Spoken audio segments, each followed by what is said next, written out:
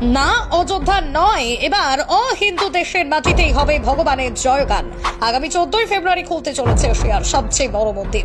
দেখুন কিভাবে বিদেশের মাটিতে উঠতে চলেছে সনাতনীদের হুঙ্কার। যে সনাতন ধর্মের নাম আগে মুখে আনাও ছিল পাপ, আজ কালের নিয়মে সেই সনাতন ধর্মেই গোটা বিশ্বের মুখে মুখে।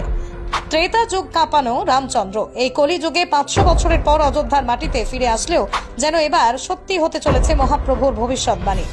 গোটা দেশ গত 22শে জানুয়ারি রাম মন্দির রাম ম্যাজিক দেখলেও এবার যেন সনাতনীদের এক প্রকার ঝড় উঠতে চলেছে বিদেশের মাটিতে। যা ছিল এতদিনের দুঃস্বপ্ন, এবার সেই দুঃস্বপ্নকে সত্যি করে আর কিছু মুহূর্ত পরে উদ্বোধন হতে চলেছে এশিয়ার সবচেয়ে আশ্চর্যতম মন্দির, বৃহৎ মন্দির। কলিযুগের শেষ লগ্নে সেই যেন সদা সত্যের প্রতিষ্ঠা হতে চলেছেন এই মুসলিম অধ্যুষিত দেশে।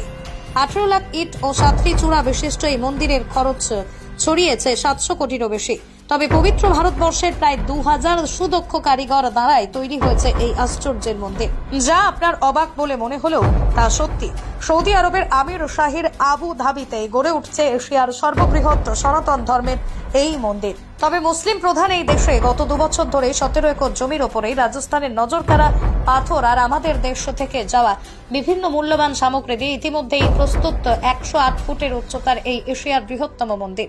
তবে একদিন যে মুসলিম প্রধান দেশের মাটিতে সনাতন ধর্মের কোনো চিহ্নই ছিল না, আজ সেই দেশের মাটিতেই গড়ে উঠল হিন্দুদের সবচেয়ে বড় মন্দির।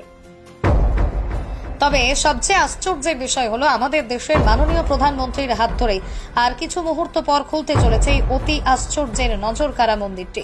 শুধু তাই নয়, আগামী 14 ফেব্রুয়ারি এই গোটা মন্দিরটি অভিষেক করা হবে পবিত্র গঙ্গা ও যমুনা নদীর জল দিয়ে। মন্দিরটি প্রতিটা দেওয়ালে শোভা পাবে রামায়ণ ও মহাভারতের বিভিন্ন চিত্র। এছাড়াও 7 চূড়া বিশিষ্ট এই মন্দিরের গর্ভগৃহে স্থান পাবে স্বয়ং ভগবান। তবে অযোধ্যার রাম মন্দিরের মতোই আবুধারির এই মন্দিরও আগামী 1000 বছর ধরেই থাকবে সম্পূর্ণ অক্ষত। 14 ফেব্রুয়ারি এই মন্দির উদ্বোধন হলেও 18 ফেব্রুয়ারি থেকে জনসমক্ষে খুলে দেওয়া হবে এই মন্দিরকে।